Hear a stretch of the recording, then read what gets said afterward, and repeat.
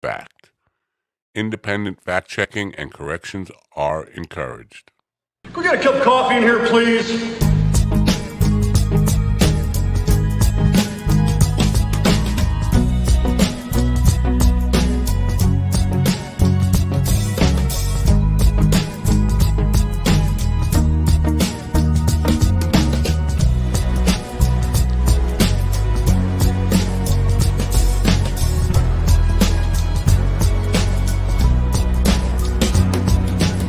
Damn good coffee and hot.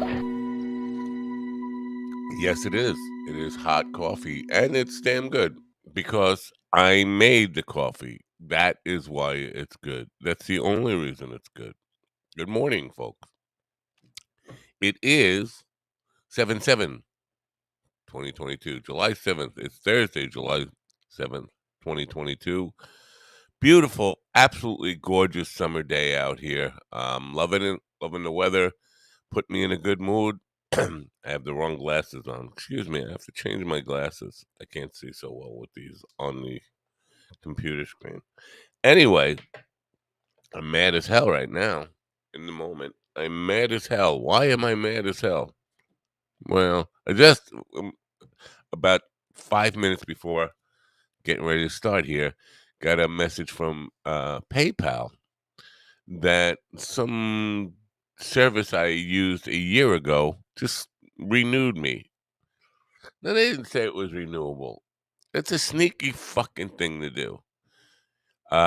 It was a dental plan for my wife, which now she has coverage. But at the time, she didn't have coverage, and I bought on to a dental plan that you pay up front.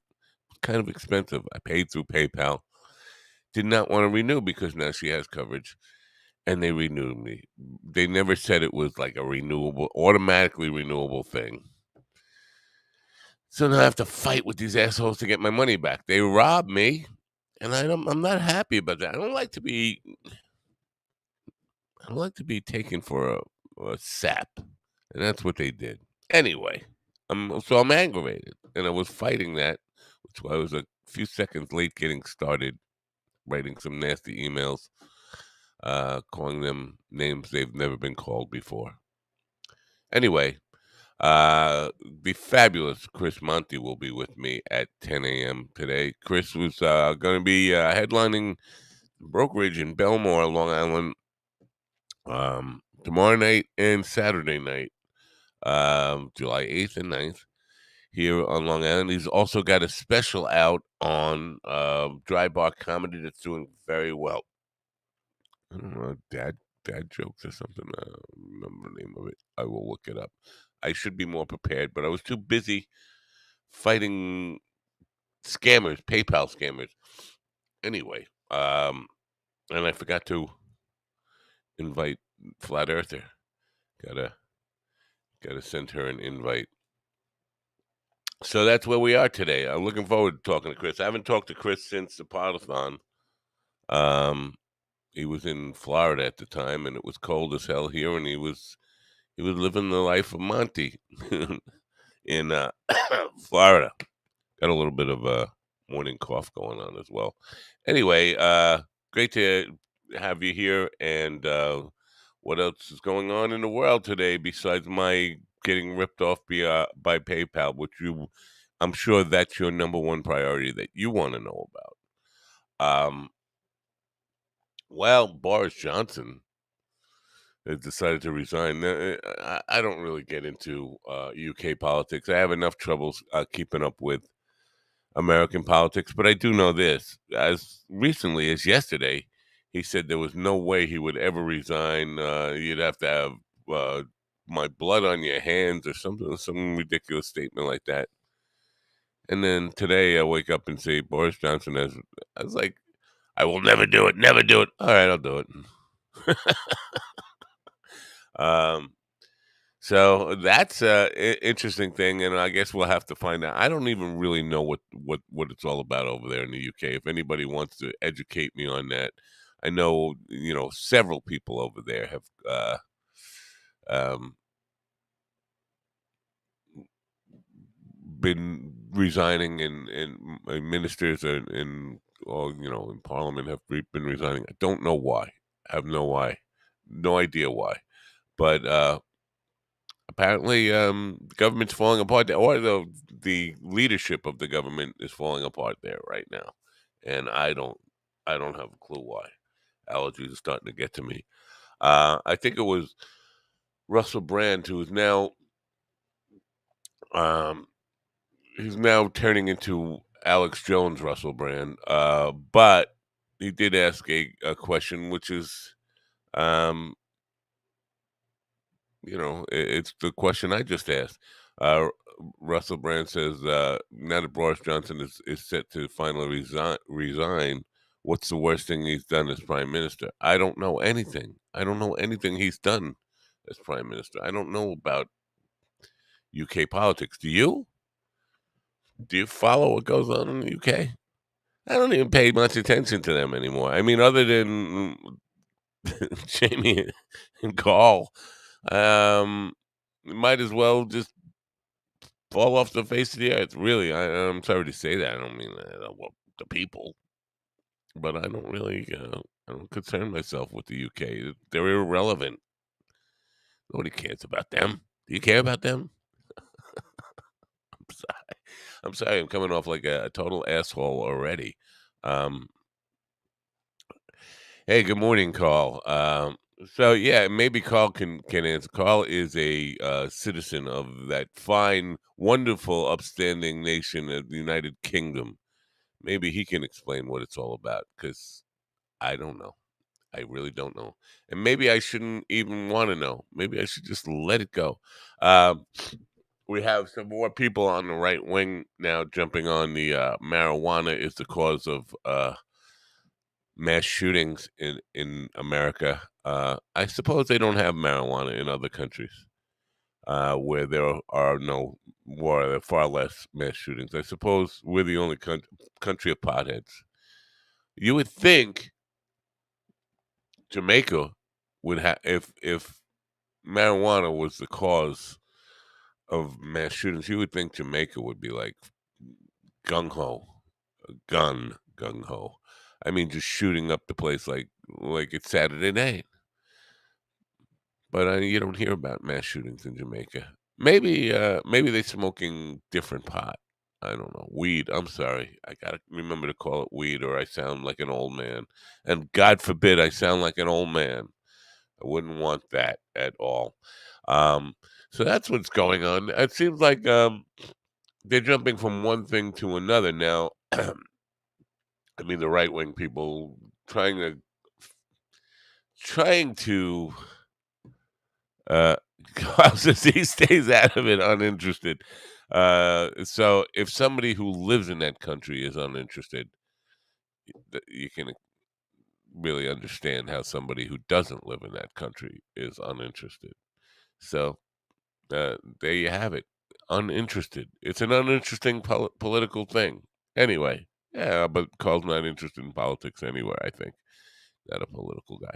Anyway, where was I? Oh yeah, now so the right wing is in America is now all kind of all over the map with um, what causes mass shootings in this country. We have several people now on the marijuana uh, thing, which is just crazy. And then of course you have the mental illness people. Now, at the end of yesterday's show, I was talking about the marijuana stuff and how crazy that was. And Mike Chavola in the chat room says, "And don't blame the guns." Okay, so what do we blame it? And I'm assuming he's going to say mental illness. Okay, that would be fair. That would be a good place to start. Mental illness. What would they be willing to do to keep guns out of the hands of mentally ill people? Nothing. Oh, so that's basically what you're saying is just keep just keep dealing with them. Just keep having these mass shootings because if you want to say guns aren't the problem, mental illness is the problem. Like as if mental illness is exclusive to the United States of America. Um, Okay, we can start there. Mental illness is certainly a factor, but the guy on the rooftop in 22 seconds killing 7 people and injuring 24 more, you couldn't do that with a knife. And a mentally ill person couldn't do that any other way than with maybe if he had a bomb.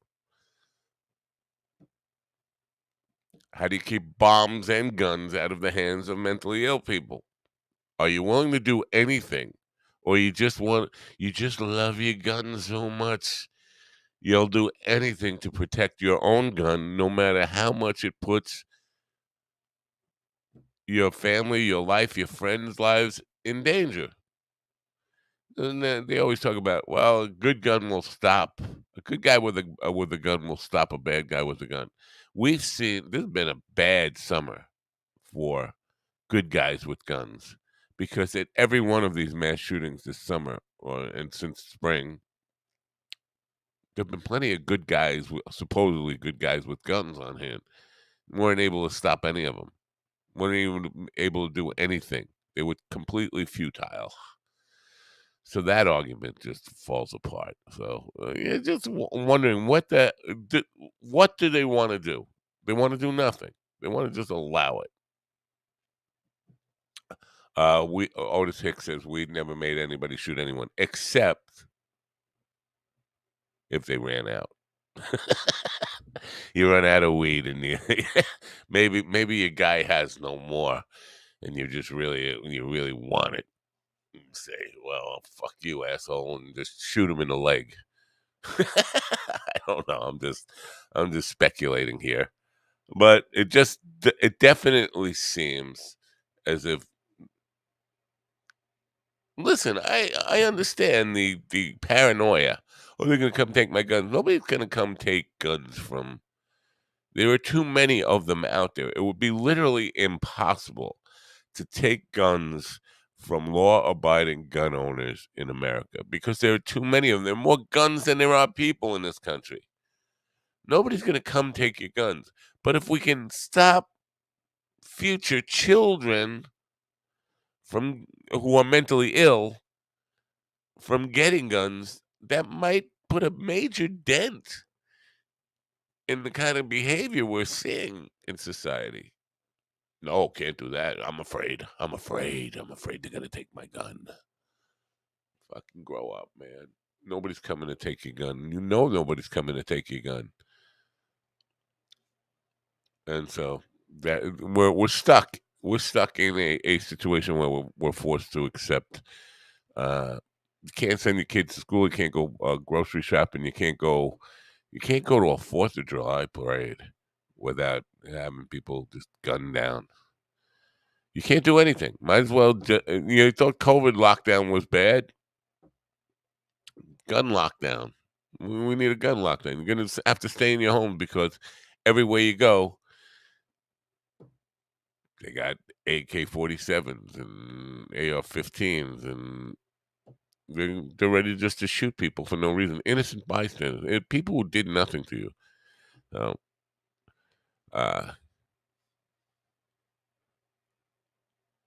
unfortunately, the police can't tell the difference between a good guy and a bad guy with a gun in certain situations, so they're shooting both. Just saying, that's mm, certainly possible. But when I say good guys with guns, I generally mean cops, because there were plenty of cops. Um, good morning, Craig. More than just Carl and Kevin here. I think we got Dean, we got Otis Hicks, uh, and you in the chat rooms right now. Anyway, Chris Monty will be here at 10 a.m. Derek Sheen had to, at the very end, like 7:45 last night, had something come up and he needed to reschedule. I was really looking forward to talking to Derek Sheen. Haven't talked to Derek since the Potathon, and I was thinking of he was on when Carlos Valencia was on, and I'm surprised they know each other. First of all, it was like a reunion for them because they work such different parts of the country. Derek generally works the Northwest, and Carlos generally works the Southeast. So I was surprised they've known each other and were friends, and it was like a reunion for them. Uh, so, but they were, yeah. Carlos can be like a pit bull, or in some ways a shark. He smells blood in the water, uh, and so Jake Danger Jolly was on in the middle of uh, Carlos and Derek's segment, because with when you do things like the Partisan, things get off schedule and people, things run late, and then people are on at the same time. So Jake Danger Jolly was on, and we were showing a little bit of his claymation movie, and Carlos um, took a liking to him, but Jake doesn't, and people who don't necessarily talk to many comedians don't understand that if a comedian likes you, very often they will show you they like you by busting your balls tremendously. And so Carlos was on Jake pretty hard. I think Derek was on Jake pretty hard too, but so Jake bolted, and I talked to him the next morning. Hey, what, Jake? You were gone really fast. He said, "Yeah, the comedians were brutal." I said, That's the way they show their love." But obviously, they liked you. If they didn't like you at all, they'd ignore you. Uh, so let's not use danger. Well, I don't know what you mean. What do you mean? That's his nickname. Let's not use danger. Um, I don't know what you mean. Anyway, so that was the last time I got to talk to Derek. Now I've been watching, 'cause uh, since he'd been on my program last time alone before the Partisan. He's done some really creative things. He has a Derek's Bunker show, which I think he stopped. He was doing it while he was in lockdown. I don't think he self-imposed that nickname. I'm pretty sure it was one of the people who works with him that gave him that. Uh, because he'd been doing the claymation show before he did the Clay Zombie stuff.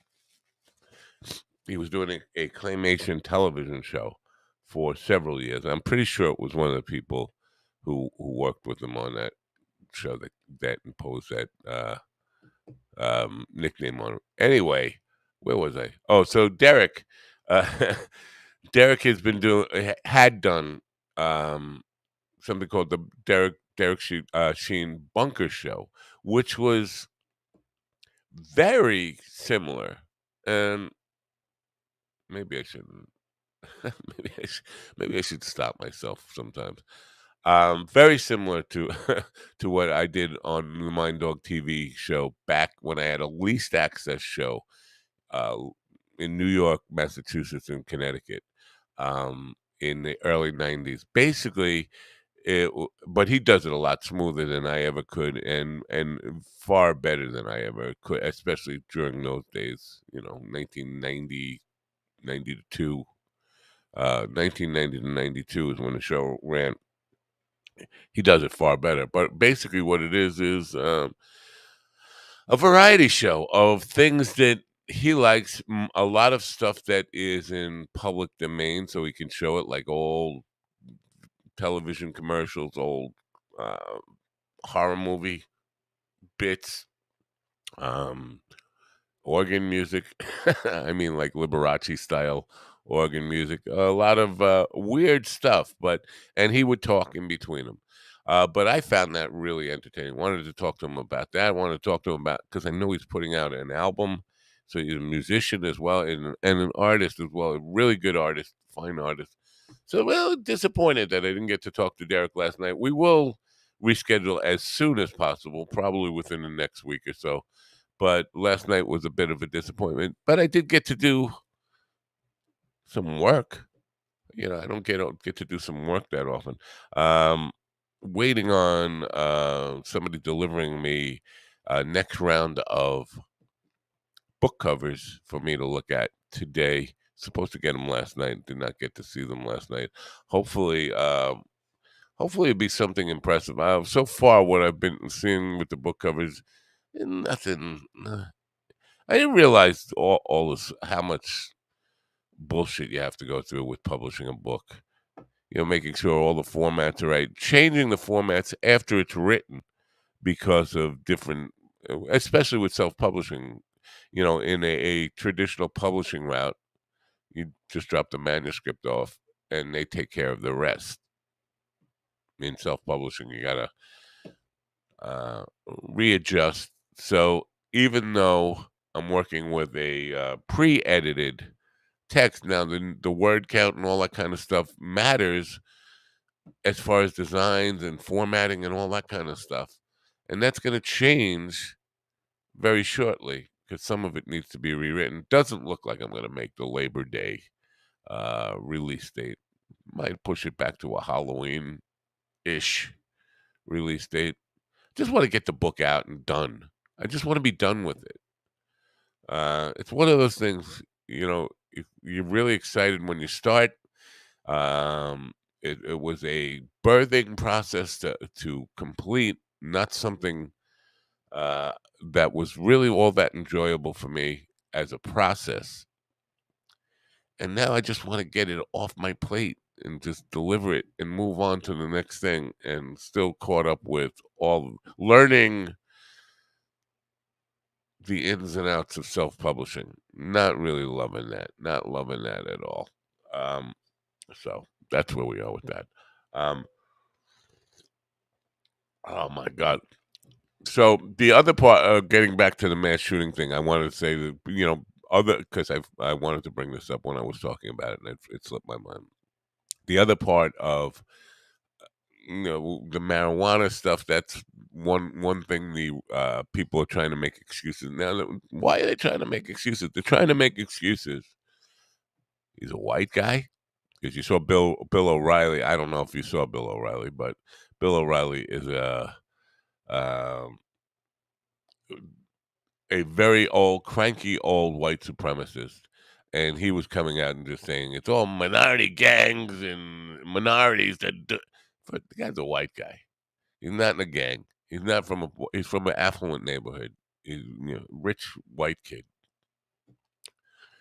And so Riley's off his rocker with that. But discovering he's a rich white kid who draped themselves in Trump flags and attended Trump rallies, they got to make some kind of. Got to come up with something that deflects from that. So what Tucker Carlson, bizarrely enough, is blaming women for making men feel bad about themselves, that we become mass shooters. You want me to say that again? He's blaming women for making men feel bad enough that we become mass shooters. Now, again, I say, like, as with the weed thing, I've been smoking weed for 50 years. I never had a desire to become a mass shooter. If anybody has been abused by women to the point where they should become a mass shooter, it would be me. Um, never had any inclination to pick up a rifle and start shooting strangers. Never. Uh, so that's just a ridiculous, because women make men feel so bad about being men. First of all, like, the guy doesn't look like much of a man. He looks like something. The most recent guy. He looks like something that an alien might have shit out during a really bad diarrhea, explosive diarrhea. An alien from another planet might have shit out. That's what he looks like. Doesn't look like a man. And he wasn't a man. And the other part of that is, when you come to the mental illness, this kid had threatened to kill himself, had threatened to kill people around him, his friends and family, had threatened to kill people at his school. And his father signed off on his application to buy a gun, was a co-signer on it. The father's got to be held responsible there. Listen, The cops raided his house, found, weapons, not necessarily not guns at the time, but well, they raided his house because they were warned about him that he was a danger to himself, danger to others. And they found weapons. And after that, after he had threatened to kill himself, after he had threatened to kill friends and family and strangers, the father signed off on an automatic weapon, purchasing an automatic weapon for him. His father co-signed the application. There's never been a more clear-cut um, reason for holding a parent responsible for what their children do. Now, yes, he's not a child. He's 22 now, but uh, he was under 21 when that happened. And it's crazy, man. It's fucking crazy that the father would even do that. What could he possibly have been thinking? I don't know. So that's all of it. Now I'll get off the mass shooting because I know it's a downer for people, but it's reality, folks. It's the reality we live with daily now. You never know when the next one's gonna happen. Um, so there's that. Now, what else is going on in the world now? I'm gonna less. I'll just get away from the politics for just 1 second. The Satan thing. The Satan thing. Um, it seemed more and more people are believing in Satan, which it's weird enough. It's weird enough to believe in an old man in the sky, who grandpa with a big white beard who lives in the sky, who's going to take care of you and built, created this world, this universe with a plan. It's all part of God's plan. God wanted, and it's weird enough to have that belief, but to believe in a a devil, the guy with the red tail and the horns, Satan, it's a little weirder. Even it's taking that weirdness one step further. But we're having I don't know if it's a renewed interest or belief in the devil. Now you can understand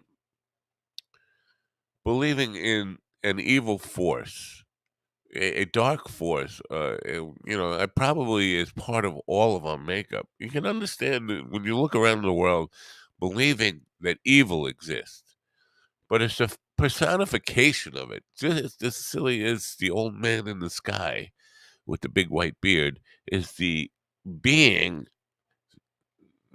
that would personify evil that people are calling Satan. And we're seeing a lot of it. And it's not just being talked about in churches, and it's being talked about in schools, it's being talked about in news, it's being talked about in political discourse. So you have this monolith, it's kind of like the American Stonehenge in Georgia, um, that people are saying was erected. Georgia Guidestones is what it's called, and people are saying it's satanic. Somebody tried to blow it up on the 4th of July because it's the work of Satan. It's just, and you got Alex Jones calling, saying that the liberal world order is going to turn us all into liberal world order. Thank you, fucking Biden. Um, it's going to turn us all into satanic cyborgs. Uh, it's just crazy. I mean, it's like idiocracy has come to life in America, and we are all, just believing in magical beings and all sorts of weird, ancient folklore, mythology, nonsense, whatever you want to call it. Um, and so it's a really weird place to be to hear adults talking about this kind of stuff, and along with the idea that because I do believe that, to on some level, this Satanism, this worship of darkness and of an evil force, has been with us for a long time. I do believe, certainly, that the Untermeyer Park cult of the 1970s was a huge part of what we call the Son of Sam killings here in New York. And there were similar, the Process Church, um, Anton LaVey, and all that kind of stuff in California. So Satanism and the idea of people worshiping that evil stuff has been with us for a long time. Uh, but it's just getting more and more prevalent and making its comeback. We saw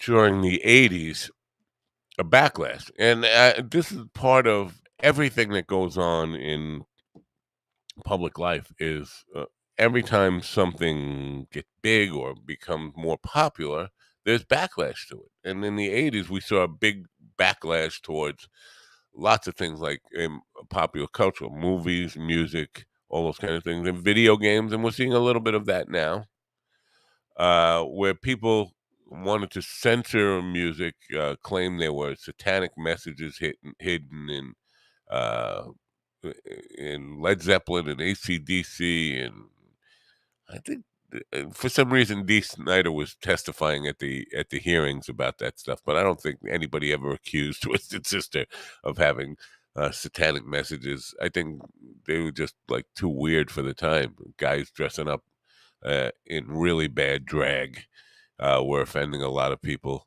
Um, but whatever it is, there will be kickback against it. Will be some interesting to see. It's just a very fucking weird time to be alive, folks.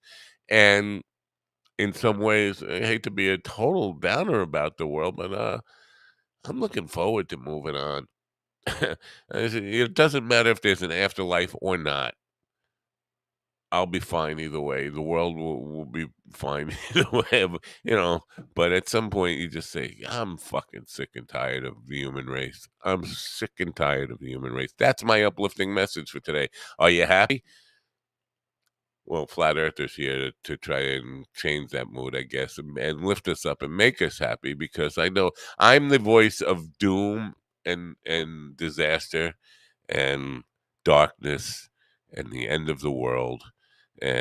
But in some respect, Flat Earther is also looking forward to the end of days. Right? You have to, when you're if you believe, if you're a believer, you have to be looking forward to. Kind of weird. It's kind of weird to be. We're both looking forward to the end of the days, but for different reasons. I'm just sick and I'm sick and tired of the human race. That's why. Anyway, I think I'll play some music, and then we'll talk about it after this.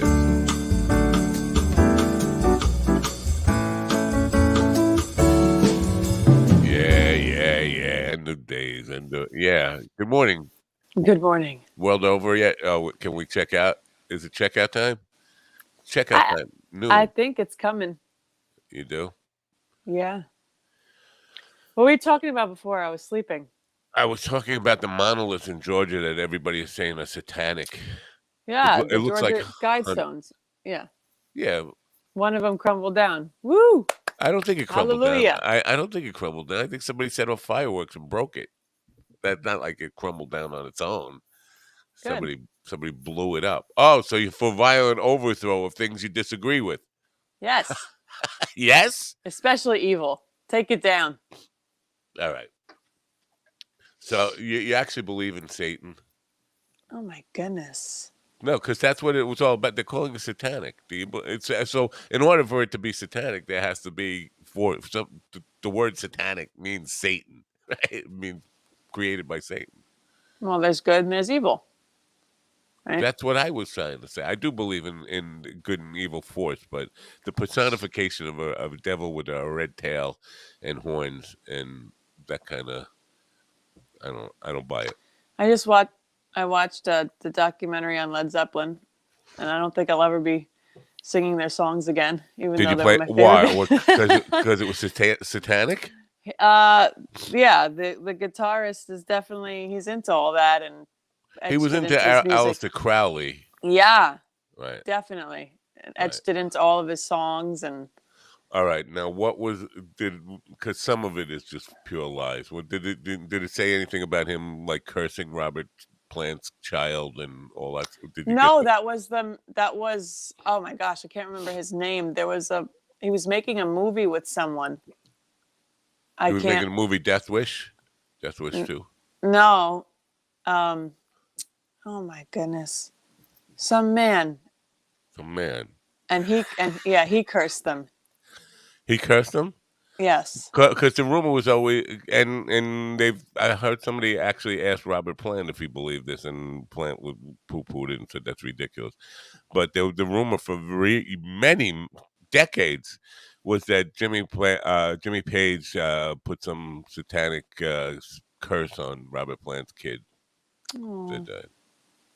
No, but so what else besides the Aleister Crowley? He bought Aleister Crowley's house, And castle or castle. tower, whatever it Yeah, was. yeah, The right. house and the tower. Okay. Yeah. Because he was interested in the occult. That doesn't make him a devil worshiper, does it? The occult is evil. No, it doesn't mean he worships it. It means he's interested in it.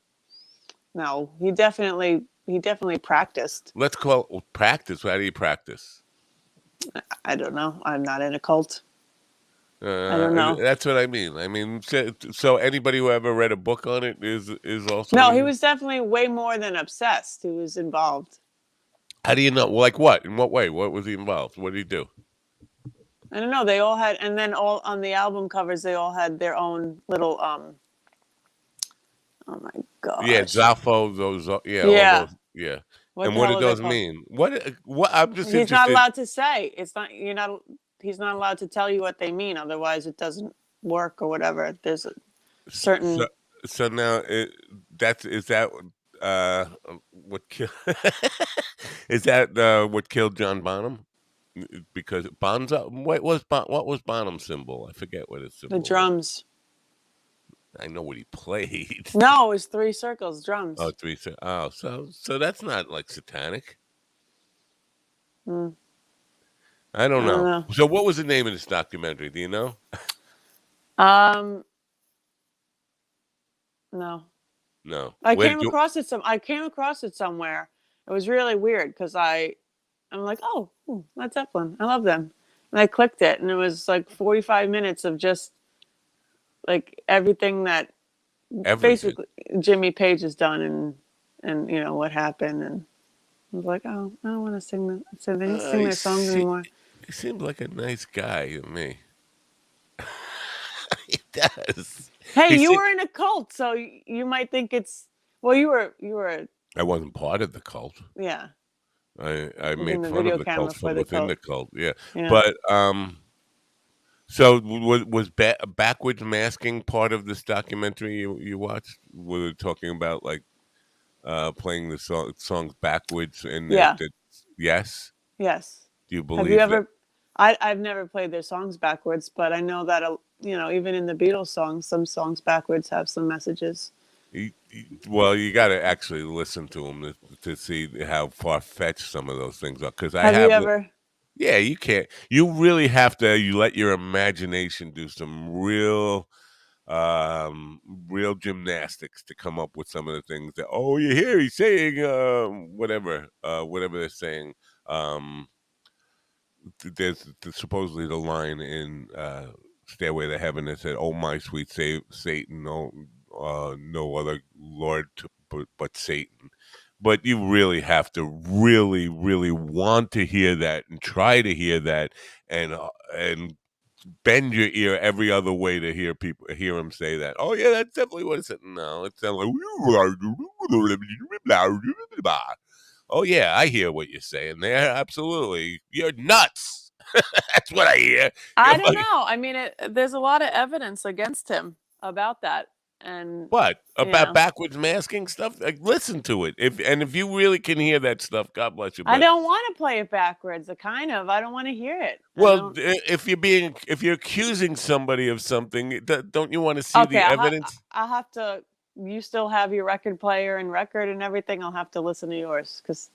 Oh wait, I do have a record player, but it's on the originals, right? So Right, the right. But yeah. you don't have to go through that. They did it all for you. No, And I the want to. documentaries I've seen, anyway, they actually play it for you, and you're like, no, that's not what I hear. I hear, oh no, it says, "Oh, my sweet Satan, my no other Lord than Satan." No, I'm hearing, I want to listen to it, but I don't want to listen to it. I don't know. yeah. I don't know. Michael's in has a question for you. Have you ever seen those videos where they show two words and the saint sounds like both things? The Saint sounds. I don't know. I don't know, but try to if you can, if there's a correction coming with that, maybe I don't know what that means. I don't know. I'm Saint dumb as rocks, so and the I was saint using. sounds like both things. I was I, using. I was using that excuse yesterday. Sen, he says. The sen Sen. sounds like The um, sun sounds. I don't know. I don't know. Same sounds like yeah. Same sound like both things. Well, yeah, blah blah blah. I don't believe in backward masking. First, I don't think you could do it intentionally. You'd have to really, really um, experiment, and so they'd have to record in order to get those messages. Right. If they did exist on Stairway to Heaven, they'd have to really, really, really experiment 1,000 different times, record the song 1,000 different ways for it to get it to come out the way uh, Right. they comes out, and it doesn't. It just doesn't sound like that at all. It's crazy, people running around going, "This is what it says. This is what it says." If they can take my words, play them backwards, and right now, and they'll say, "I'm being Satanist." They I will. don't know. They just I don't know. I don't get good Carl vibes. says it right, exactly. Because Doctor Carl, he doesn't like me call him Doctor Carl. Uh, audio perceptual illusions. You can suggest what and hear. Yeah. So if you listen hard enough over and over again, and I tell you that's what it's going to say, and you just keep saying, "Try to hear it this way. Try to hear it this way." Right. Yeah, I could say, you hear that I quack like a duck. Here's where I play it backwards. It says I quack like a duck. Listen really closely. I quack like a duck. Did you hear it? I quack like a duck. And after a while, you're going to just either break down and actually hear it, Right. or you're just going to tell me, yes, you hear it. And then I'll put it in a documentary. And Matt makes duck sounds backwards because he's an evil satanic duck. Does that make sense? No. Anyway. I mean, there's a Google lot more than backmasking or whatever you call it. But Google green needle sound. I know, but these are people. what's green needle sound? I don't know. I'll Google it after the show, and you can Google I'll it now if Google you it want. now. Green needle sound. Green needle sound. Green needle sound. I'll make a song called Green Needle Sound today. Brainstorm on green needle. You hear what you What is it? Basically, you hear what you think. yeah. Yeah. Yep. Yeah. Yeah. And I think there's a lot to that. And I think there are a lot of people because it sells. And that all those documentaries sell. They sell. And a lot of them have an agenda behind them. And they not only, the ones I've seen don't just focus on Led Zeppelin, they'll do AC/DC. But here's the thing they go all out of their way to play the shit backwards, to say, look, ACD is satanic. Look what it says backwards if you play their records. If you play it fucking forwards, it says, I'm on a highway to hell. Yeah, Hell, no, I was Satan. going No, to say that. I was going to say that. There's more evidence than just that playing songs backwards. It's in no, their you play it lyrics. forwards. It's pretty. Yes, playing it forwards is more evidence. Yes, I know. Yeah, it's not just them. There's a lot of Well, celebrities. but that idea should tell you how ridiculous the backwards masking thing is that wait, you're bothering to play it backwards? Highway to Hell, where he says, he mentions Satan right in it going forwards and playing it forward. Yeah. So why do you need to play it backwards to find? Yeah. It hurts my brain. The backwards thing aside, it's definitely something going on with that band. But and then there's celebrities now, right? Evidence. No, Evidence. he's putting the emphasis on dense. Ever dense. You gotta be hip to Carl's lingo. I'm tired of being called dense. I'm gonna take a break from this show. Tomorrow's my last day. No, for real. I am going to Lake George next week, and then I'm taking a breather I know because I have I'm moving. So you going I have around the world? Where you going? Yeah, I'm actually moving, so I have to take like the rest and like very quickly. So the rest of rest of the century. No, the rest of this month. The like rest of the slowly 20s, moving. The 2020s. Which sucks because I hate moving. So everyone, thank you for calling me dumb all the time. How far are you moving away? Like 10 miles. But no, this You're moving place up? kicked our rent up $200 a month. And are you moving up in society? You're moving. No, I'm not. No, not. So it's. I have to say, you did this pretty quickly. People take advantage of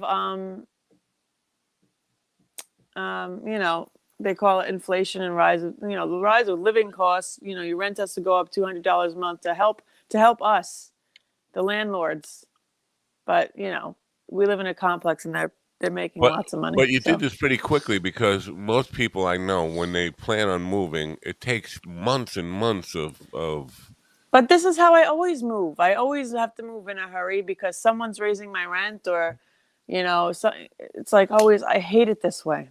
Are you asking people to help? I hate when friends ask people to help. Can you help me move? Most of the furniture I'm going to start over because the TV's about to explode. And what do you mean about to explode? How do you know it's about to explode? When you turn it on, it makes this terrible noise. You can't even watch TV. It's really old with the big backs, before flat screen TVs. So. Wow.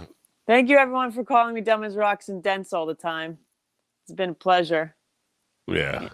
Well, no, it's not everyone. I think it's Carl and Travis are the only two people who said that. No, not really. But who else? You Come sometimes. on, name names. I don't. You sometimes. All right. I need a breather from. Or maybe haters. Haters. It takes a lot to be bashed all the time. So I get bashed every day by thousands. I don't like it. I'm gonna walk away from it. I'm not hip to being bashed. I'm not a gangbanger. I don't think you're using that term correctly.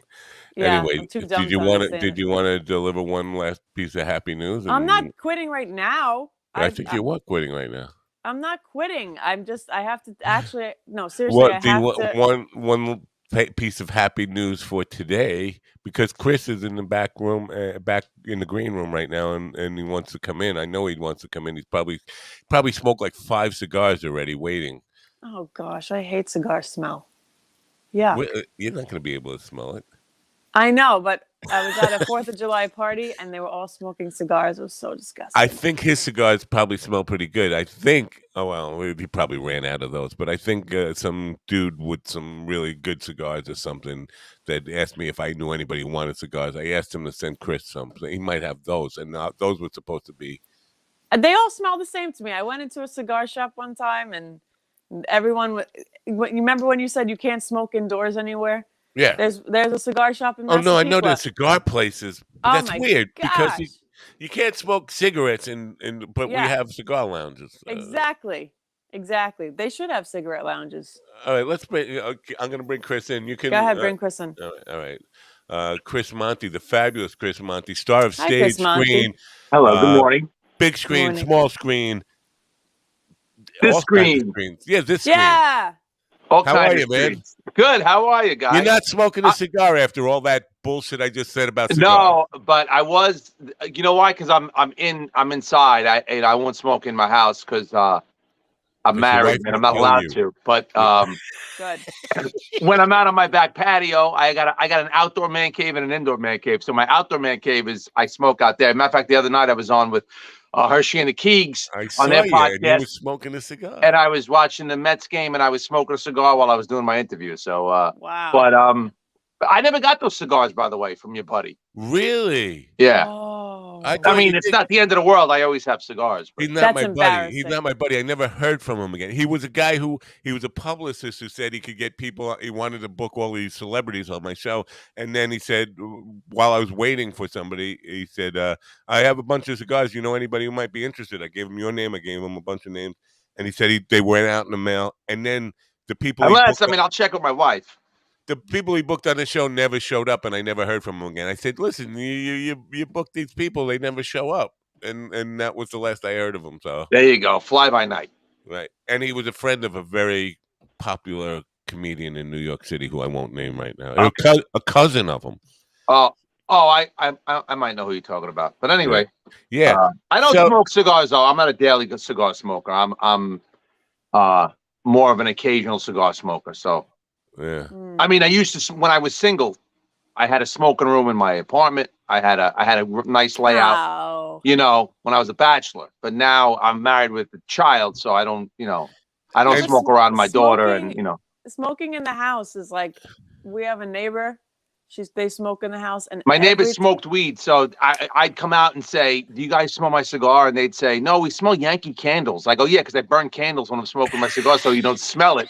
And they go, "The candles you burn are so lovely." I go, "Yeah," I go, "I just want to know if because I only had like one next door neighbor. I was in the corner of the building, so my neighbor would say, I would say to my neighbor, let me know if the cigar smoke bothers you. If it comes into your apartment, I'll stop." And he was like, "No, do you smell my weed?" And I go, "I don't smell your weed." He goes, "All right, well, good then." Wow. Wow. I could always smell my neighbors when their windows open, like the old stale cigarette smell, Oh yeah. you know? And then my neighbors upstairs, they smoke all day, weed, but it comes down actually into my apartment, but I don't mind it as long as the kids aren't in the living room. Yeah, if it's fine. good Well, smelling my weed, worst memory of stale cigarette smoke, I'm going to relive this terrible traumatic memory. My father used to smoke in the bathroom when he'd take a dump. And then if you go in after him, we get this dump smell with stale with cigarettes. cigarettes, Yeah. Wow. like an ashy, poopy potpourri. That's Yes. why I'm not a smoker. I believe that's why I never smoked cigarettes, because of that. So maybe it was a good thing. Maybe I used to every smoke kid should live cigarettes. with that. Yeah, when I was younger, I quit when I got into my 30s. But I was even with cigarettes, I never smoked. Like this guys that smoke, like my brother-in-law smokes. He'll smoke like at least a pack a day, and just always have to have that cigarette. Where when I smoked cigarettes, it always was like more if I was drinking, I smoked more cigarettes. Yeah. But if I wasn't, if I didn't have one, I didn't have Yeah. one. Do you know Zin? Zin says, "What's up, Chris Monty?" Hey, what's up? Do you know him? I don't know. You know him? Who is it? Mike Zinn. I probably know Mike Sin.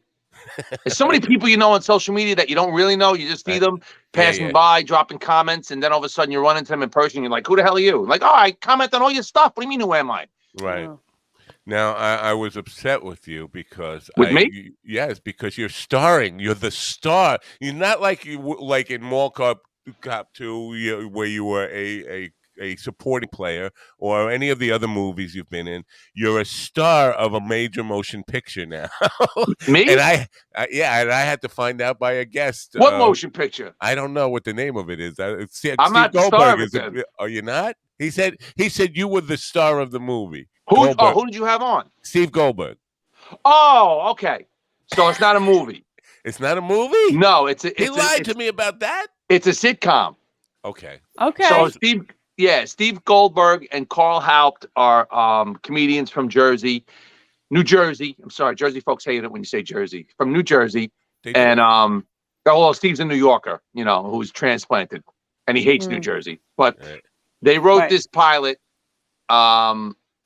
during the pandemic, like in 2020 when that started. They wrote this pilot about a guy who's a comedian but isn't famous, but is a solid act and should be famous, but never got his big break. But he's a solid act touring in comedy for years, and he decides to become a teacher of comedy. Sort of like a Peter Bales, who Right. teaches at Long Island with Stanford Right. University.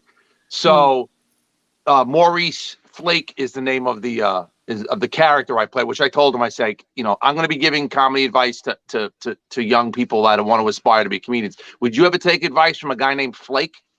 Anyway, but that's the name of my character.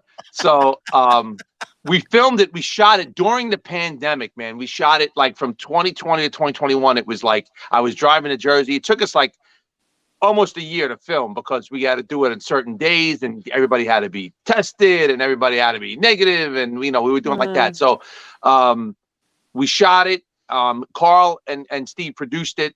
We shot the pilot. And now what we're doing is we're trying to shop the pilot. There's a few people interested in looking at it, but it's like anything else. You just keep throwing things against the wall and hope something sticks. But I mean, I'm proud of the work. It was well written and it was well acted. It's funny. It's silly. It's serious. It's everything. And it's like a 22-minute episode of a sitcom without the commercials. What's the name of it? In case it. The name of the show is Life's Laughs. This is the problem with the name of it. They love the name of it because it's a tongue twister, and I hate the name of it because it's a tongue twister. Right. Life's Laugh Lessons. Which, Laugh Lessons. yeah. You know what? If somebody invests, they're going to change that name. That's what I told them, but they're like, well, let them change it when they want to give us the money for it, which I agree. It's their project. So, but Right. yeah.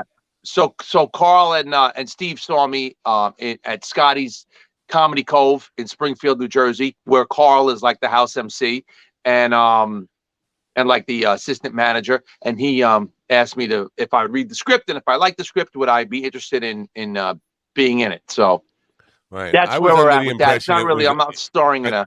Yeah, What's I that? thought it was a major motion picture. I could have sworn you were talking about full-length feature film, and I was like, man, how come Chris isn't telling anybody? If anything like that, I would tell everybody. But right now, it's not even like like I said, it's trying to get people interested in investing in it before, because they have a lot of they have a whole season written. They have like 7 or 8 episodes written, but to produce them, how it is to produce them yourselves. Like when we were producing our sketch comedy show, it's time consuming and it's costly. Right. So the other thing that you still have going on is that Dry Bar Comedy. I think that came out when you were on the Podathon back in January of this year. It's got like 500,000 views right now. That's linked to in the description. What's the name of the Dry Bar? The Dry Bar Comedy special is called Just Be Happy.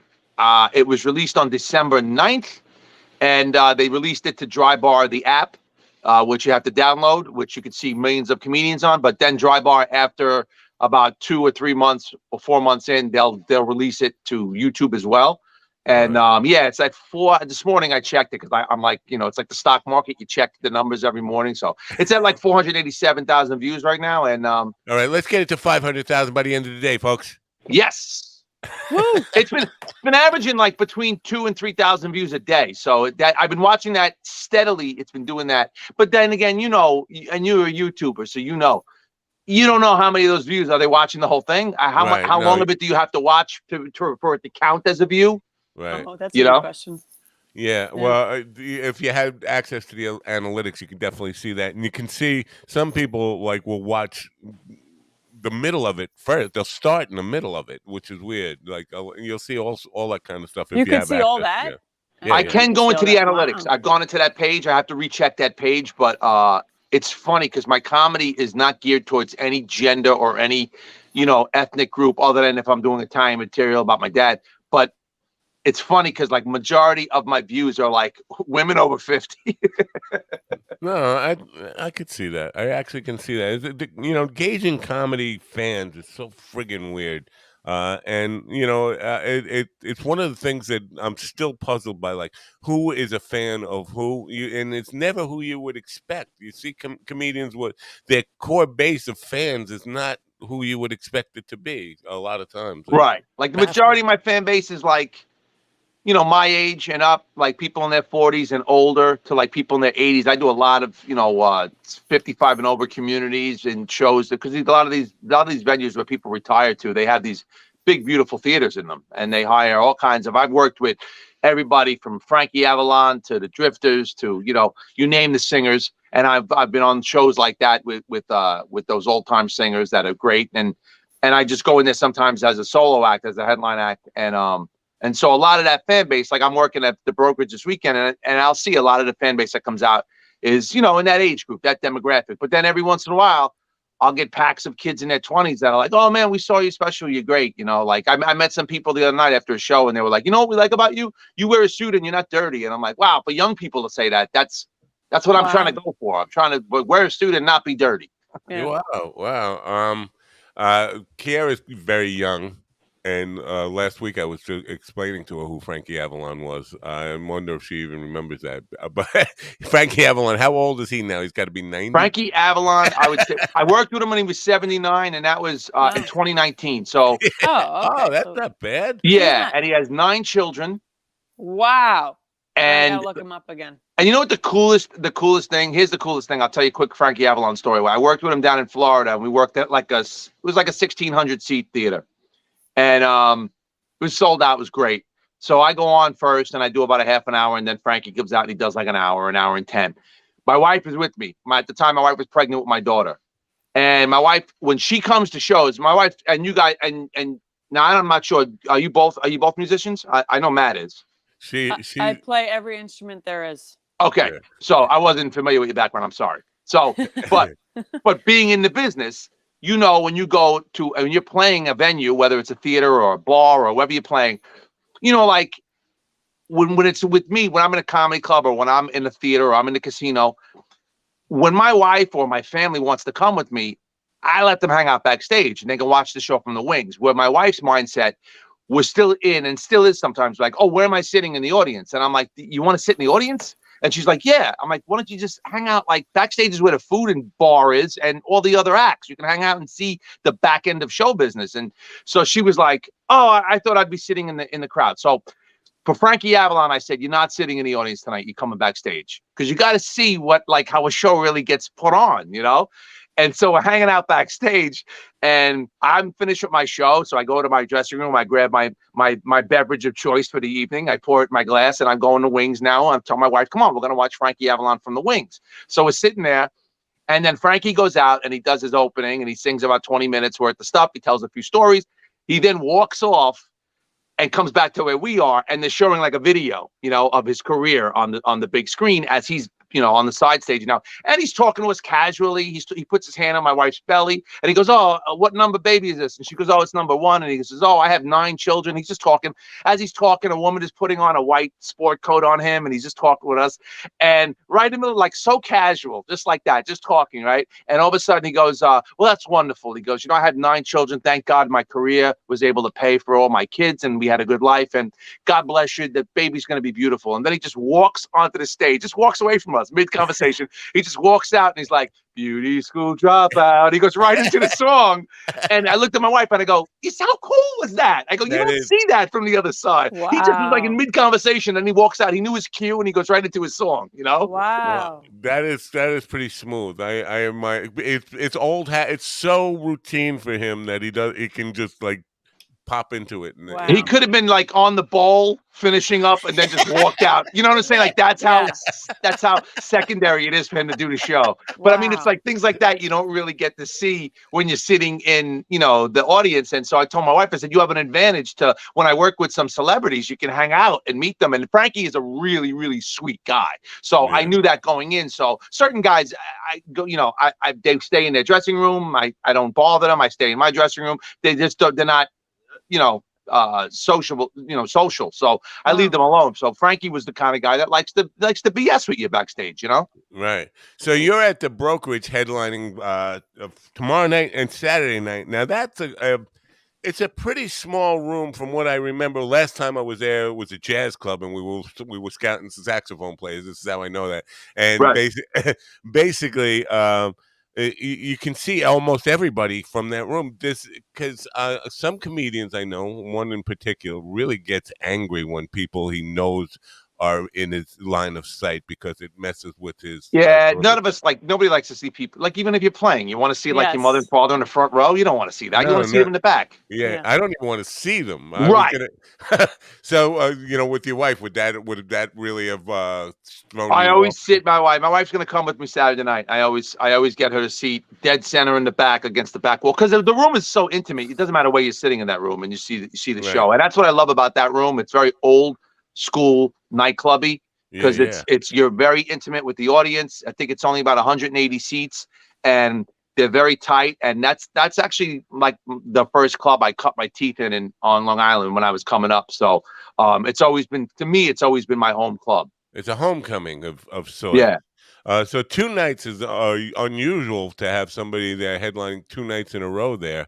Not comedians. I mean, we usually do two. We usually do a weekend. It's called a weekend. So we usually do a Friday and Saturday. Really? Oh. Yeah. And who's with you? Do you know, or do you even choose that, or they just put you? You know what? I normally know in advance, but I don't know. They don't have it on the website, and I didn't I ask. know. So I know. I will be in Governor's studio later on today with Tony Walker. So I'll check in the office and see who's on the show with me. All right, Tony Walker. I think I've heard of him. Yeah. Drop Dead Comedy. Drop Dead Comedy on Gov's Radio. Yeah, I made a mistake the other night. I think he was a little angry with me. Because generally the morning show is on Governor's podcast, Governor's Radio, whatever it is, and I get off there to make room for Tony's show at 11, and then my nighttime show is just on my own network. But somehow I streamed the nighttime show over whoever was supposed to be on Governor's the other night. Oh my goodness. People on that network were seeing me interview some really boring author or something when they were. Oh Well, I hope the wow. author's not listening. Oh no, they know. I basically. I wonder what say you're gonna say about me when I get off.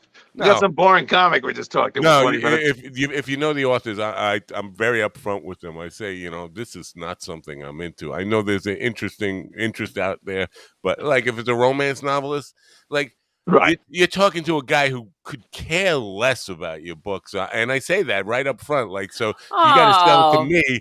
What a gracious host you are, man. I know. I I'm know, not. so I don't gracious. plan on. I don't. I'm straight up front, man. Like, come on. Why would anybody be interested? Because you know why I hate about romance novels. You already know, or right from page one, you know it's a happy ending. Who gives a fuck? I Not like always. it. I Sometimes loved it. sometimes the lovers are torn apart, never Yeah. love, No, like Wuthering then Heights. it's not a romance novel. A romance novel has to have a happy ending. No, it I'm in doesn't. the business of interviewing. Wuthering people. Heights was the most famous romance novel that I read, and that was a horrible ending. Oh, it's not. It's not.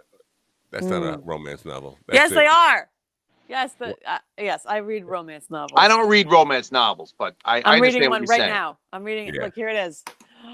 Oh my gosh. Here it is. Well, you know what? It's good. It's good to see people reading books still. Yes. Because my sister's a tablet person. I can't read off the tab. I can't even read off my phone, and my eyes get terrible. So I have books as well. I have a bookshelf, and I like the smell of a book. Yes, I do too. I can't read on a tablet. The smell of a book. Yeah, it smells so That's good. going to be in my next album. The The smell, smell of a book with a good cigar and a glass of cognac. Ah. Right. I Now could do without the cigar. Sometimes it depends on the cigar, man. There are Oh, cigars it's so that heavy. will. 4th of July. Oh my god. Well, listen, when you have 30 people, like you go to a cigar lounge, I agree with you. Like I don't like smoking in cigar lounges because if I'm by myself or me and a couple of friends are out in the yard having a cigar, it's one thing. But when you go into a lounge where you got 40 guys smoking cigars at the same time, it's no good. But here's what pisses me off. I go to this, I work at the Borgata in Atlantic City. And after my show, I enjoy going to one of the bar lounges. They got like the video poker screen on the bar. So I pop in $100 bill. You play. I get my glass of Jack Daniels or something. And I usually have a cigar and you can sit there. But now, since the pandemic, they don't let you smoke cigars in there. But the guy next to me smoking a cigarette. And I'm like, I can't light this up, but he can smoke that. And they were like, they don't know what to say. And I go, that doesn't make any sense. I go, the secondhand smoke from my cigar is less damaging than that.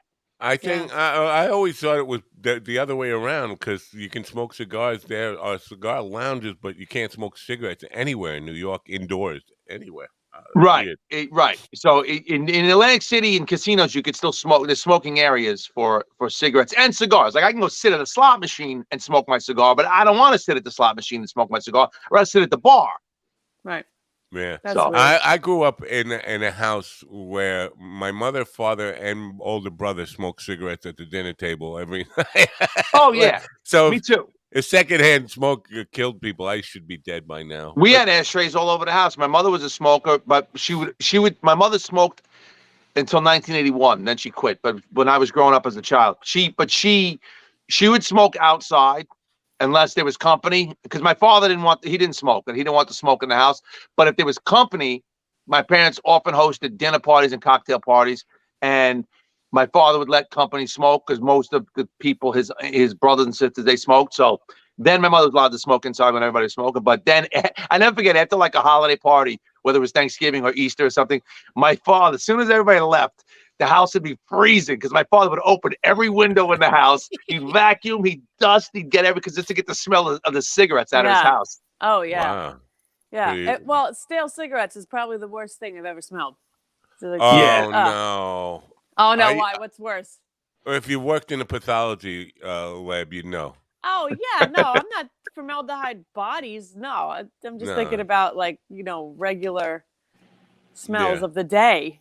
Yeah, no, everybody's full of shit. Believe me. When Oh. you learn that the first day in first autopsy you do, that everybody Oh, is full of how shit. morbid. What are we going to talk about next? Let's talk about the Holocaust. All right. All right, let's. Ah. No, if you want to get morbid, let's talk about you being a Met fan. What's morbid about that? you- They're in first place. That's silly. It's July, and they've All been. right. You You're gonna break see, my balls they about had the like Mets? a 20-game lead 2 months ago, and now it's a half Okay. game. First of all, Atlanta hasn't lost a game in the whole month of June.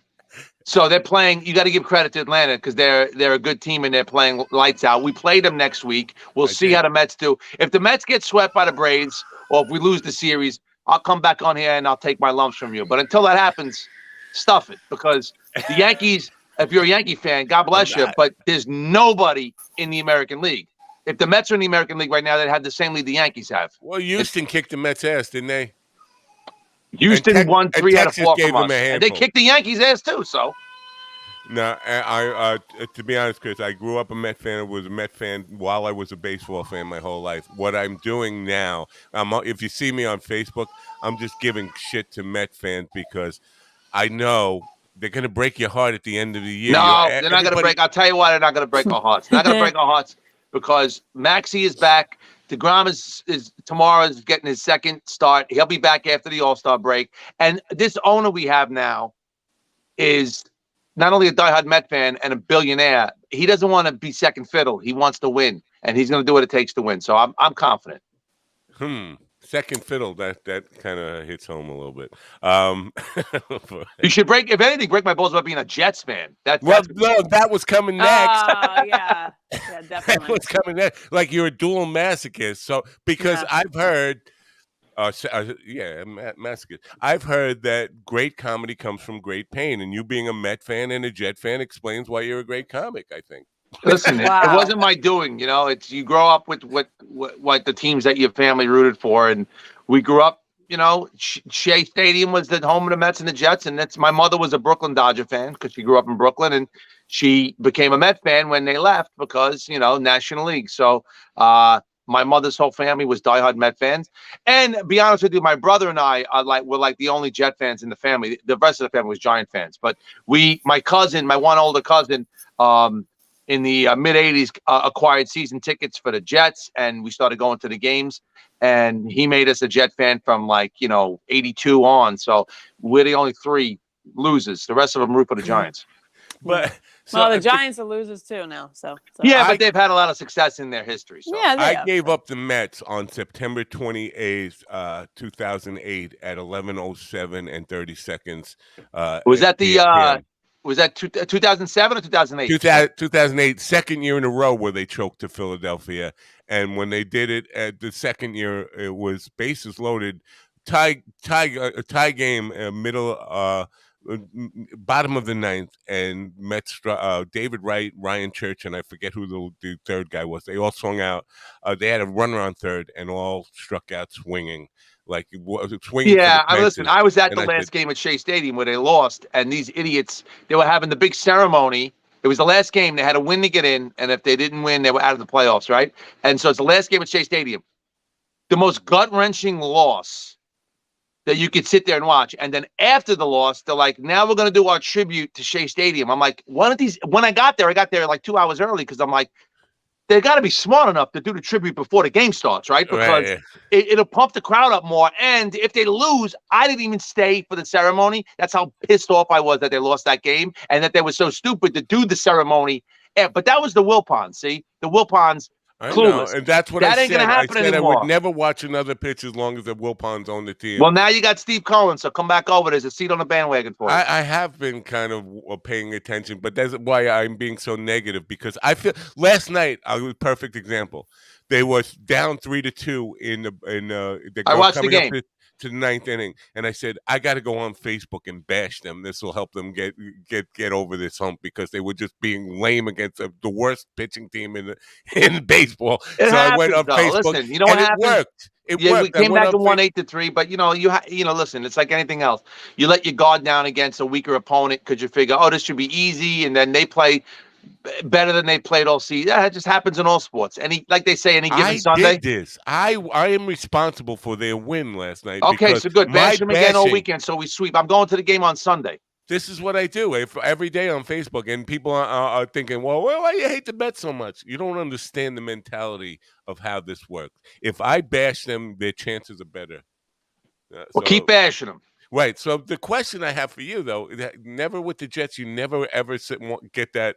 I'm done. I'm done. Yeah, I've had that feeling about 100 times over the last, He's loyal. He's a loyal fan.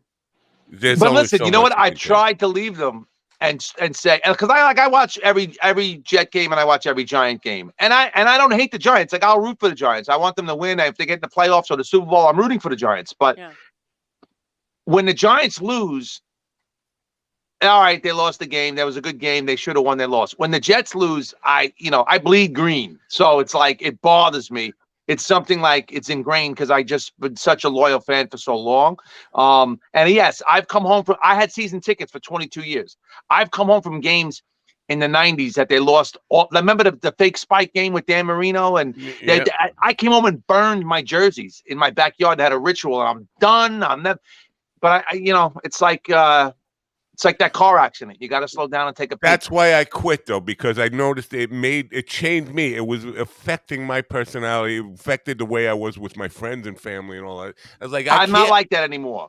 Okay. So I've actually graduated from that. But the question is, can you my wife said the same thing. Jets have a really terrible loss on a Sunday night, and you got a Sunday show to do 20 minutes later. Can you go out and be funny? Yeah, because normally the Sunday night game don't start till 8:30, and my show usually starts around between 7:30 well, and 8. Afternoon game. Give me some work with me here a little bit. Oh. It ends 20 minutes before you got to go on, and they sucked it up, and it was a really frustrating loss. I'll be pissed off for 10 minutes, but in hindsight, this is what pays my bills. The Jets don't pay my bills, so I get over it fast. Wow. Good. I enjoy, but listen, when they win, coffee never tastes better on a Monday than after a Sunday Jets victory. So what? You never drink coffee then when they win? No, I do. It just tastes better. It tastes better when they win. No, I drink coffee every day, but my point is, Monday morning coffee tastes great after. Here's what I used to do. I only smoke cigars during football after a Jets victory, so I rarely smoke in the fall and winter. Yeah, right. Exactly. Okay. But I have I have 2 glasses, 2 rocks glasses. I have 4 rocks glasses. 2 of them are from 1970. After the '69 Super Bowl, a friend of my wife's father bought these Jets rocks glasses that you could tell that the old logo from the '60s.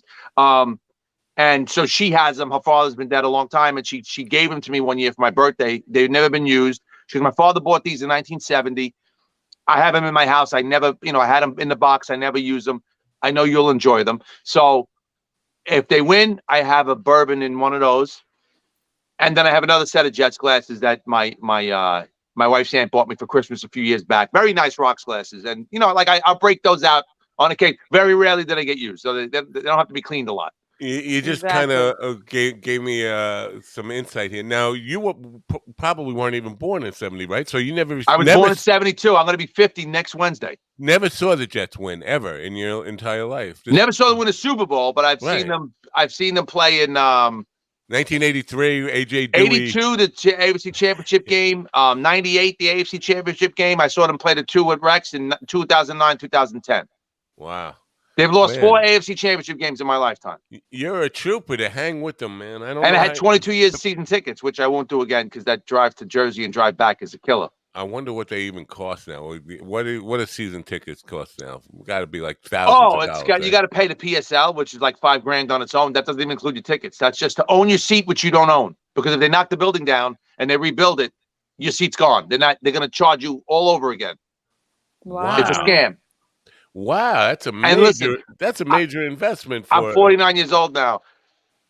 All I ask on Sunday from my wife is, let me watch my game. And there's no line to the bar. There's no line to the bathroom. And when they lose or win, I'm home. I don't got to sit in traffic. So I'd much rather be home watching the game. Unless it's a Super Bowl, then I'd maybe venture to where the Super Bowl was. Wow. Oh yeah, it's cool. But even Yeah, when it's Super Bowl, I'd rather watch it in my house because you don't miss anything. And I'm a good cook, and I cook all the vittles. And that's one thing we have football parties all the time, my friends, and the wings and the sliders and all that stuff. He said vittles. Vittles, baby. You're not from Tennessee. You're from New York. I don't know. And I'm thinking there's a lot of sauce and pasta and stuff. There's always pasta. There's always sauce. Meatballs. There's always sliders and wings and all kinds of stuff. Yeah. Well, that's cool. So you're a better man than me. You're definitely a better man than me to be able I don't know about that. To stick with your teams like that, because I gave up. 48 was when I gave up on the Mets, and I was and all sports at that point. I said, you know what, I can't be that person anymore. Because you know what, it got me through. It got me through the depressing pandemic. The Islanders. I'm a hockey fan, and they were, it made that 2-year run, and every other day, getting to come down to the man cave and watch a game. When I wasn't working and wasn't making any money and just sitting around all day, like my brain was rotting because I wasn't writing jokes or performing. So I kind of I would look forward to that every other night. Oh, tonight's an Islander game. Thank God I can go downstairs and watch. My wife is like, go watch the game. Get away. You're annoying me. Go. you were kind of still trying. I mean, you were doing this stuff with Richie, obviously. We were doing that. We were doing Zoom shows. I was doing a lot of Zoom shows. Which you did the best, and I always say this when people ask, like, somebody brought it up the other day on Twitter, who did the best Zoom comedy show. Yours was the best stand-up Zoom comedy show, because generally what we're seeing now is sit-down comedy. You see a lot of people are still doing them, but telling jokes like this, can't be. So what I did a few of them where guys were like, "Yeah, we're doing a showcase on Friday night. It's like $100. You want to do like a 10-minute set?" And I'd be like, "Yeah, gives me something to do." But they're sitting at their desk, and I would set up my, my curtain and my thing. I'd put my suit on, and I'm like, "You gotta at least give them a show, man. You can't be just sitting at your desk. It's just like having a meeting at work." Right. Right. Yeah, and the one is that still available? Is that anywhere? Oh, the one I did on Facebook Live? Yeah. It's an evening with Chris Monty. It's still available. If you go to my YouTube page, it's on there. Pretty good. And that would be good to look back like 10 years from now and say, I can't watch it. You can't? I hate watching myself, and that was I only did that because I was going out of my mind with boredom. Yeah. And Joey Cola started doing them, and guys were doing them, and my wife's like, "Why don't you do a show just so you have something to look forward to tomorrow, or next week or whatever." And luckily for me, I'm friends with Elisa DiStefano on News 12, who's not retiring, but leaving the station this week after 17 years. And she found out I was doing it, and she actually advertised it for me that night. So that night while I was on, I was like, 5,000-6,000 people watching, which was cool. Wow. It's not a viral number, but for me, it was a good number.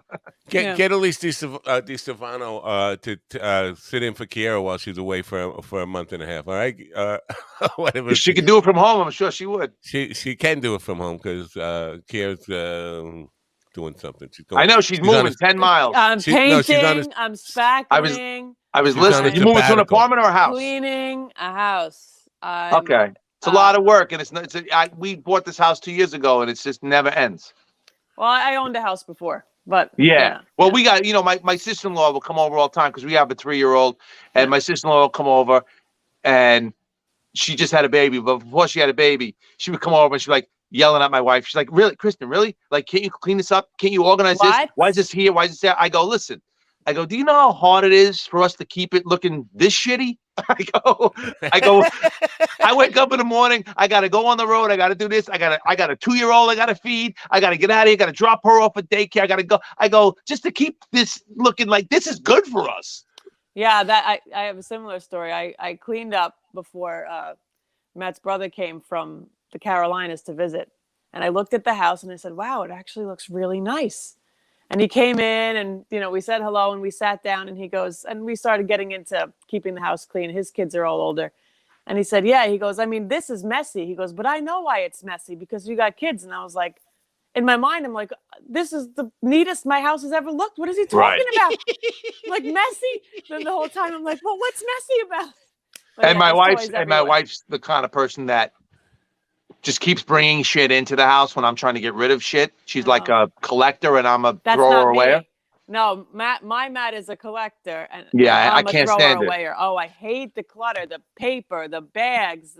Everything. And we Oh, we we make the living room immaculate because that's like our sitting room for company when we yeah, had like Easter and we had St. Patrick's Day and we had whatever we had people over for, and yeah, we make it neat and it's immaculate in there. And I tell my wife, all we have to do is vacuum and dust once a week, twice a week. I go, right. stop plopping all your crap on the couches in here when you come Yes. home, and it builds up, and we won't have that build up. And then all of a sudden, the end of that week, there's 1,000 bags and mail and everything. Just Oh, like, yeah. I don't get mail. I get email. I get whatever.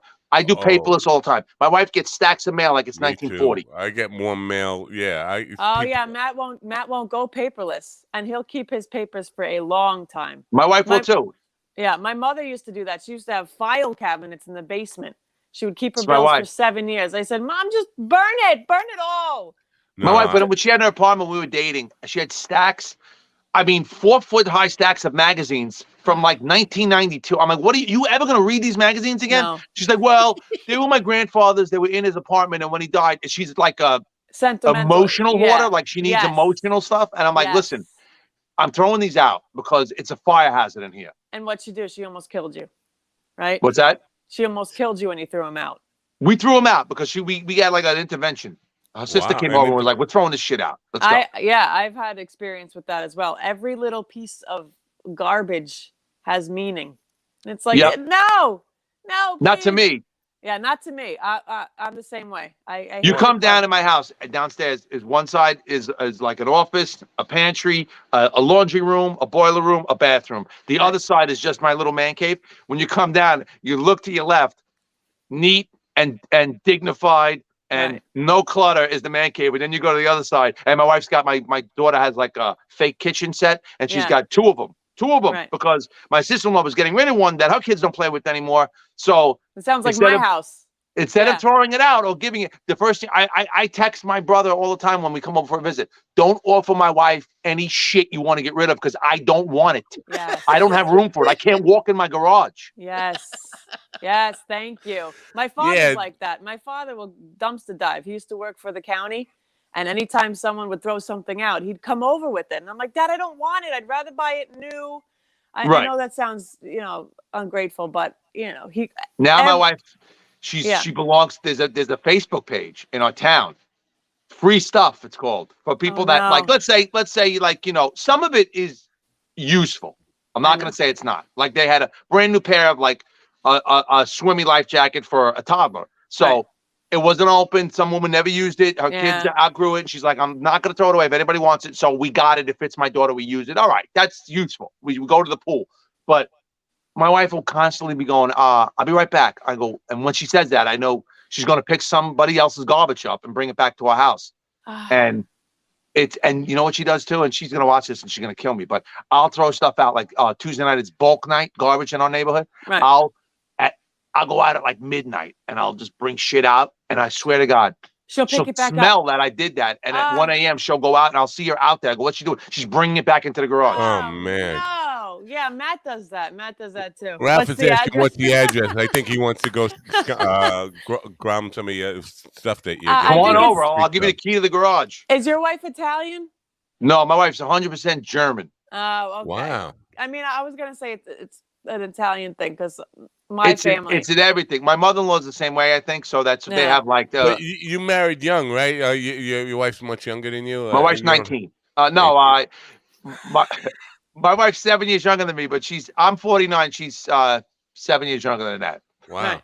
So You're not allowed to 49 with say. a 2-year-old. I think Kiara can relate because her man is like 89 and she's got Yeah. a 1-year-old. So 49. 80. Wait, 49 with a 3-year-old, and my wife's having another one.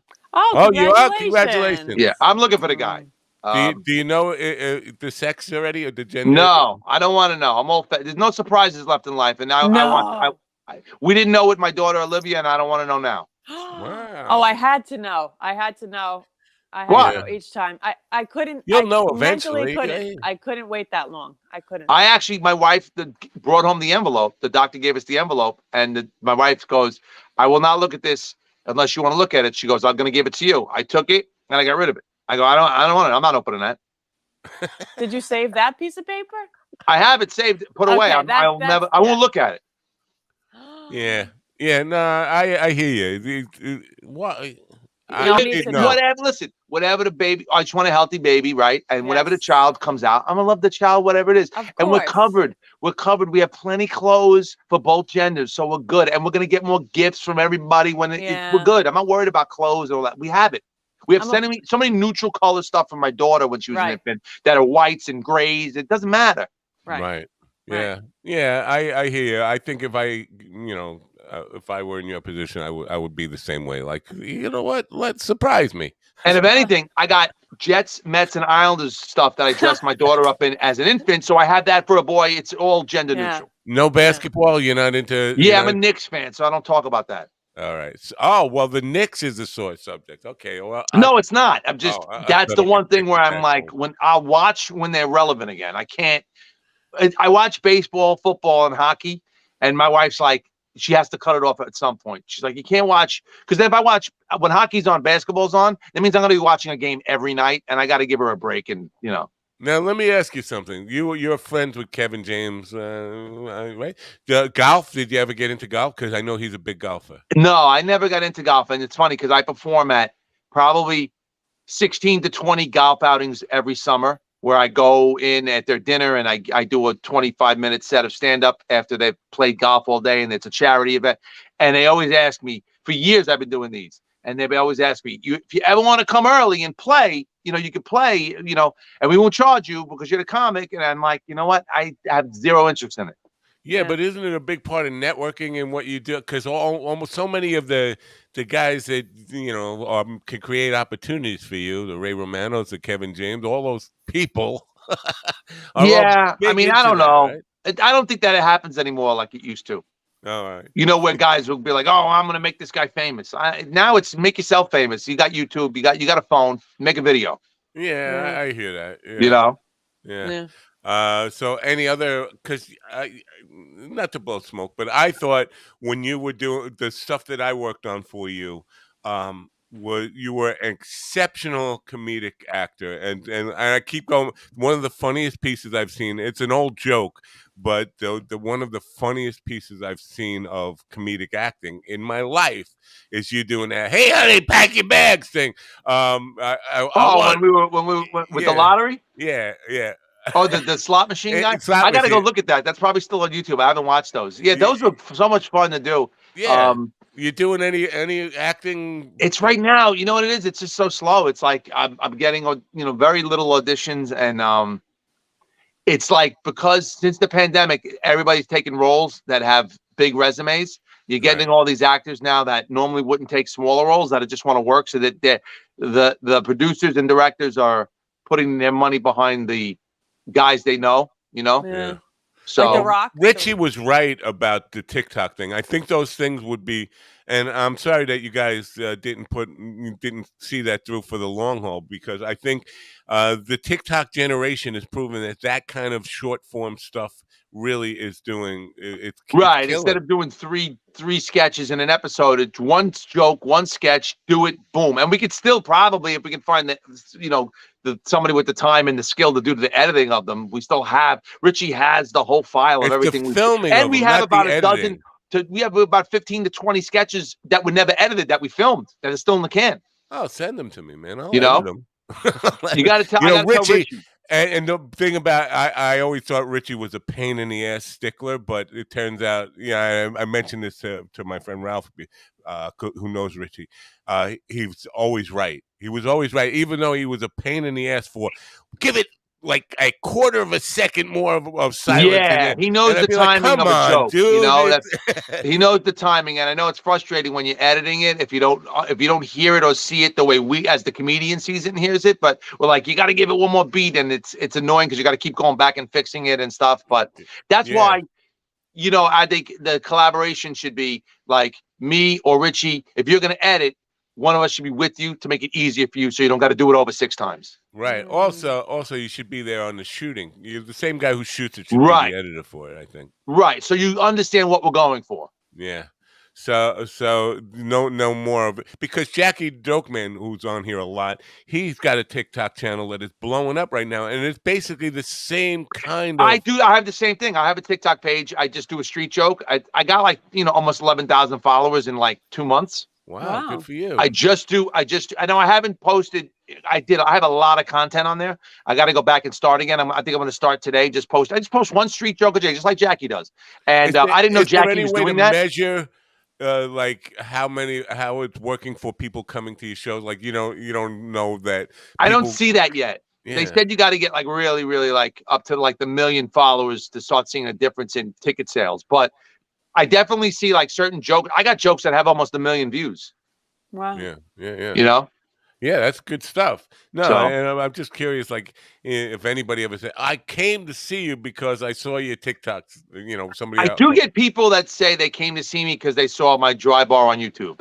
Oh, that's cool. Not big pockets of people, but I'm starting to see pockets of people saying that. So I'm hoping that if I can get that to 1 million views, that might do something. Now you went out to Utah to shoot that, right? Am I correct in that? Yeah, I went in January of 2020. So the pandemic was just starting. We didn't really know it yet.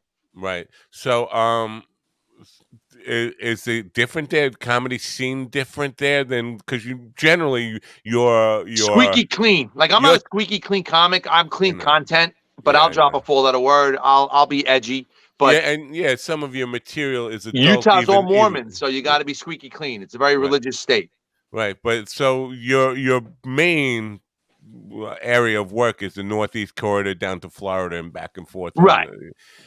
So the West, though, is there any difference between? I mean, I know you're saying Utah squeaky clean, but when you work, I didn't really feel it. Like when I was doing that show, they laughed where they all were supposed to laugh. So sometimes I think more, and I hate to, if people watching the South, they get pissed, but everything in the South, and I'm not talking about Florida because that's just the 6th borough of New York.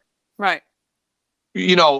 South Carolina, where you have, and I'm not talking about Myrtle Beach either, where that's all New York and New Jersey folks. I'm talking about in the North Carolina and South Carolina, when you get into the rural Southern natives down there, or you get into Texas, or you get into, places like that, it's just a slower cadence. They don't appreciate sarcasm like we do up here. They take it literally. Oh yeah. So they don't always get it when you're being sarcastic. They just think you're mean. Well, yeah. Well, that would be me. Right. They'd be right in my case. Right. Now, I think though Georgia, Alabama, Arkansas, all those places seem to have a very active club scene like we did here on Long Island in the 80s and maybe early 90s, where there's a lot of comedy clubs, a lot of opportunities to work in the Southeast. That I'm fine, at least from the people I've had on the show. Yeah, I mean, Texas, Louisiana, the states down there, they got a lot of clubs. I don't venture down because it's just, unless you're making money for the gate, unless you're getting the door deals, Right. I can make that money. I'm not going to drive 12 hours or Yeah, fly. so the higher percentage of you're not doing clubs as much as you're doing theaters and like Poconos places and those I kind would of. say, yeah, it's probably like 60-40. It's like 40% clubs and then 60% casinos, gated communities, golf outings, fundraisers, corporate shows, like that. Okay. So I know you have the other show to get to, and we're getting close to where we have to say goodbye to Govs anyway to make room for Tony. Now, Friday night and Saturday night, what time is the start? Friday night, 8 p.m., Saturday night, 7 p.m. Nice early show. You can come out. You can grab dinner after the show or before the show. Right. Govs.com, govs.com for Right. tickets, or you can go on the website and check out the phone number to call. And it's at But the brokerage in Belmore. brokerage in Belmore. Yeah, when you go to Governor's site, there's a list of all they have several rooms here on They have Long Island. several rooms because they have 3 rooms now in the Levittown location. They got the Right. outdoor room, the indoor main room, and then they have the giggle room, which I always laugh. I said the giggle room. It sounds like a room in the back of a gay strip club. It does. Yeah. You know, Yeah, I'm gonna. definitely. They got feathers back there. They're tickling everybody. I don't know what the hell's going on back there. Don't go back to the giggle room. But you ever gonna play McGuire's? Because that, I don't. Yeah, I love McGuire's. That's another one of my favorite clubs. I was there last time I was there was like last October.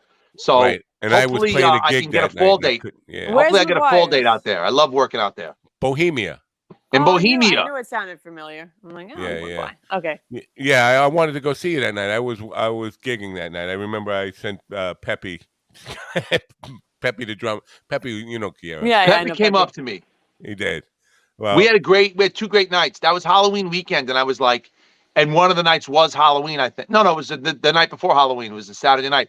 And I said, man, I hope I draw people because, the night before Halloween, people, when it falls on a Sunday, people Right. usually have Halloween parties on Saturday night. And I'm like, man, and you know what? The Saturday night show was sold out. It was such a great crowd. Wow. good. Now, do you find that?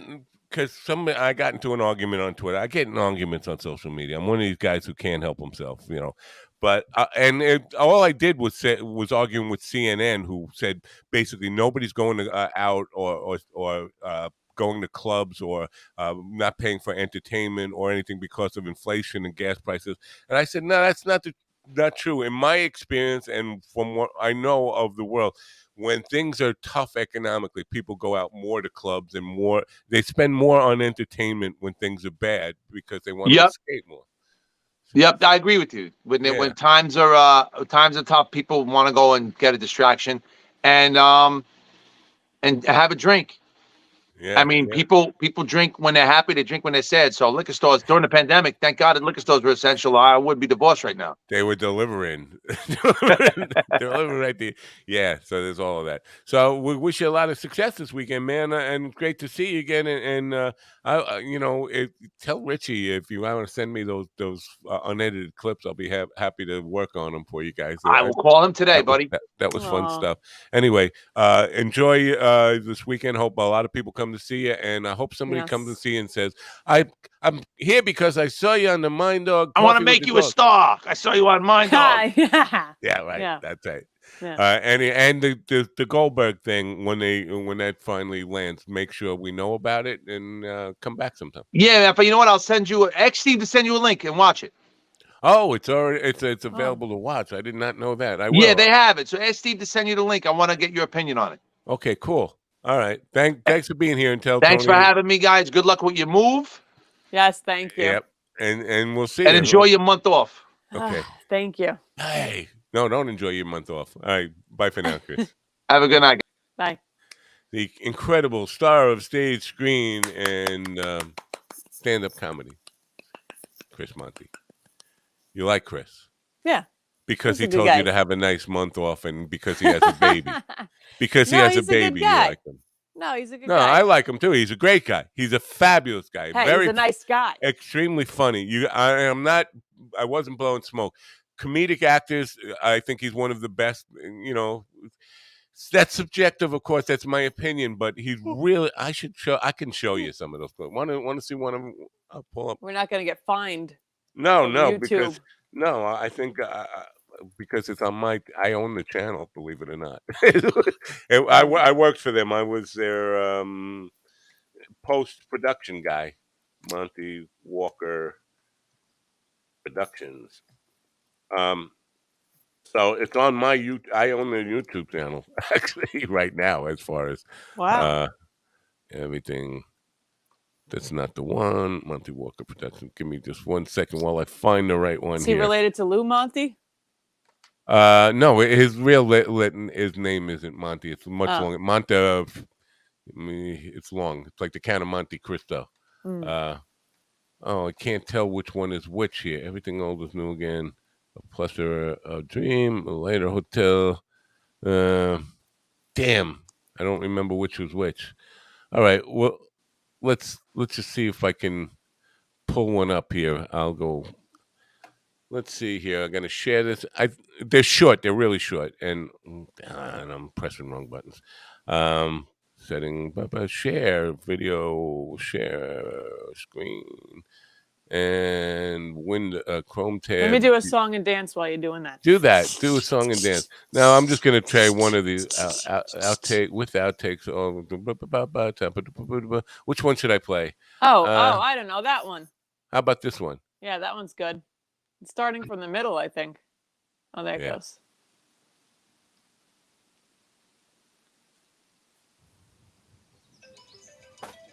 Oh, hey, I'm sorry. I guess. Hey. Hey, do I know you? You're the father of one of my kids. Oh, right. You're the stripper from my bachelor party. We had sex on the pool. Ah. Pool table. Oh, man. All my friends watched, and your